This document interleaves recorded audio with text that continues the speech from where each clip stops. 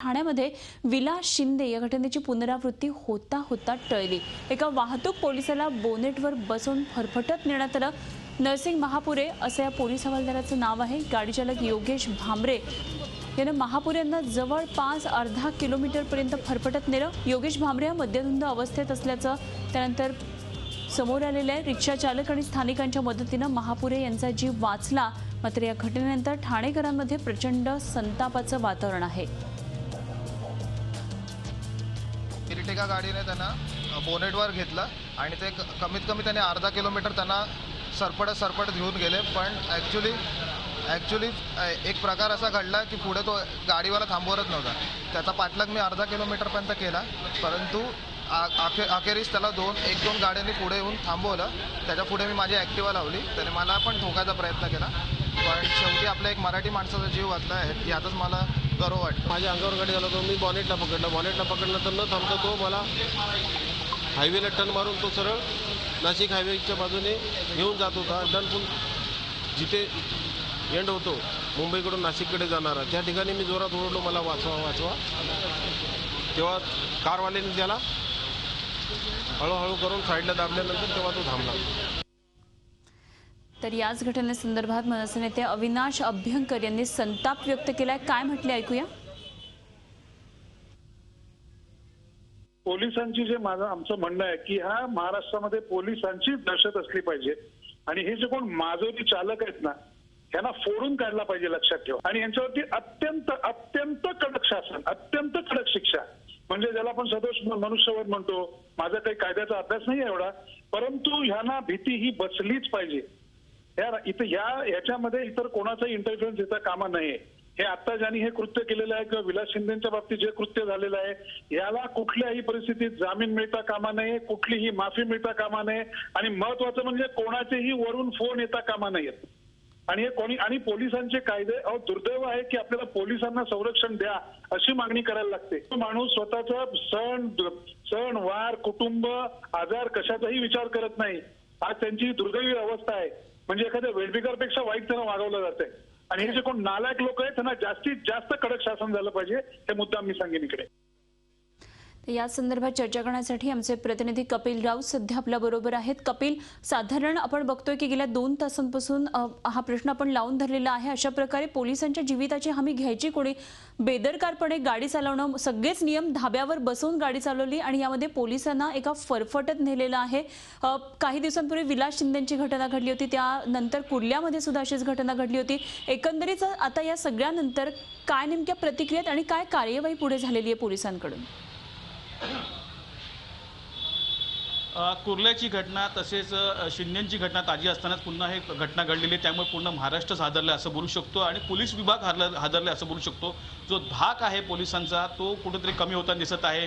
खूप दुर्दैवी घटना आहे। आपल्याबरोबर स्वतः महापुरे ज्यांच्याबरोबर हे घडलेलं आहे ते स्वतः आपल्याबरोबर आहेत। सर, कशी घटना घडली, काय आणि याच्यातून काय तुमचं रिॲक्शन काय सर? मी सकाळी ड्युटीला असताना तो उलट्या बाजूने आला म्हणून त्याला थांबवण्याचा प्रयत्न केला, पण तो न थांबता पुढं अजून जात होता। त्यामुळं माझ्या मदतीला वार्डन होता, तो वार्डन पुढे गेल्यानंतर तो त्याच्याही पायावरून पुढचा चाक गेला त्याच्यात। तो माझ्या बाजूने आला म्हणून माझ्या अंगावर जाईल म्हणून मी गाडीचे बॉनेट पकडल्यानंतर तो न थांबता 200 मीटर पुढे घेऊन गेला मला पकडून। ही घटना मग कसं काय वाटतं, पोलिसांवरचा धाक कमी झालं काय वाटतं? पोलिसांचा धाक म्हणजे आता न्यायाची अपेक्षा त्यांच्यावरती जास्तीत जास्त कडक शासन व्हायलाच पाहिजे, म्हणून त्याला मी कुठल्याही परिस्थितीत त्याला पळून जाऊ दिलं नाही। निशब्द झालेले ते, कारण की त्यांची जी भावना आहे त्यांनी सांगितलेलं आहे का जेव्हा काही वेळानंतर जेव्हा मी बोनेटवरती होतो काही वेळानंतर मी स्वतः ओरडलं का मला वाचवा आणि एक पोलीस असं ओरडतो, ही खूप मोठी दुर्दैवाची गोष्ट आहे।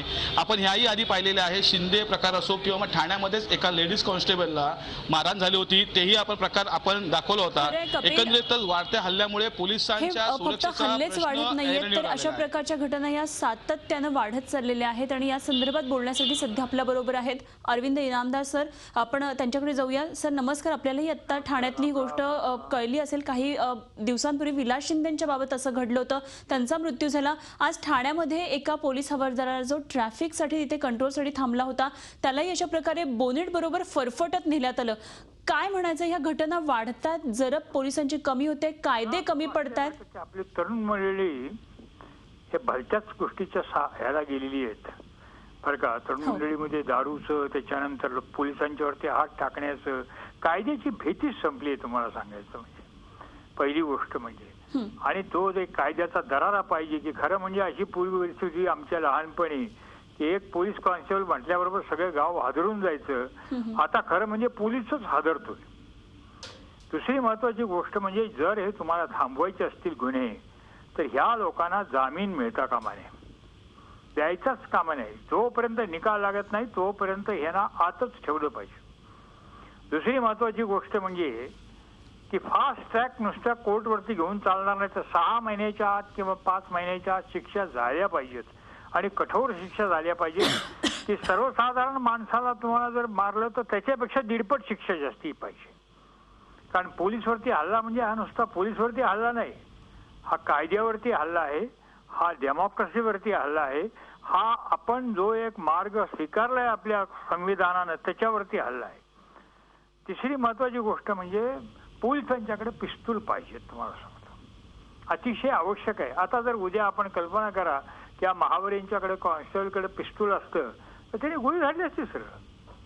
कारण जर तुम्हाला असं फरफटत न्यायला लागले कोणी, त्याच्यानंतर अर्धा किलोमीटर फरफटत नेतोय, बेभान दारूच्या धुंदीमध्ये घेऊन जातोय, त्यांना ह्यांना बरं का ह्यांना डीलच केलं पाहिजे व्यवस्थितपणे.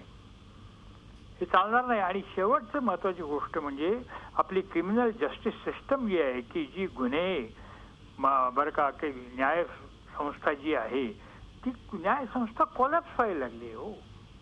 की अक्षरशः वर्षानुवर्ष तुम्हाला न्याय काय निर्णयच मिळत नाही अशी परिस्थिती आहे. खरं. आणि हे करणं अतिशय आवश्यक आहे. कारण महाराष्ट्रामध्ये शेवटी पोलीसचा दरारा म्हणजे पोलीसचा दरारा असता का म्हणजे नुसताच बरं का, हा कायद्याचा दरारा राहायला पाहिजे. कायदा आपल्याला सोडणार नाहीये, कायदा आपल्याला पकडणार आहे आणि आपल्याला तुरुंगात टाकणार आहे आणि त्याची बरं का आपल्याला किंमत द्यावी लागणार आहे. हे डोक्यात बसलं पाहिजे. अगदी खरंय सर. आणि जरब जरी पोलिसांना बसवायची असेल तरी त्याला कायद्याचा तसा सपोर्ट असणं अत्यंत गरजेचं आहे. हेच या सगळ्या घटनांमधून दिसून येते. धन्यवाद. आपण बोलला झी24 तास बरोबर. अरविंद इनामदार सर आपल्या बरोबर होते, माजी पोलीस अधिकारी. आमचे प्रतिनिधी कपिल राऊत सध्या आपल्या बरोबर आहेत आणि त्यांच्याबरोबर प्रत्यक्ष हे पोलीस आहेत ज्यांच्या बरोबर आज ही घटना घडली. कपिल, आपण पुन्हा एकदा त्यांना विचारूया, ही सगळी घटना घडल्यानंतर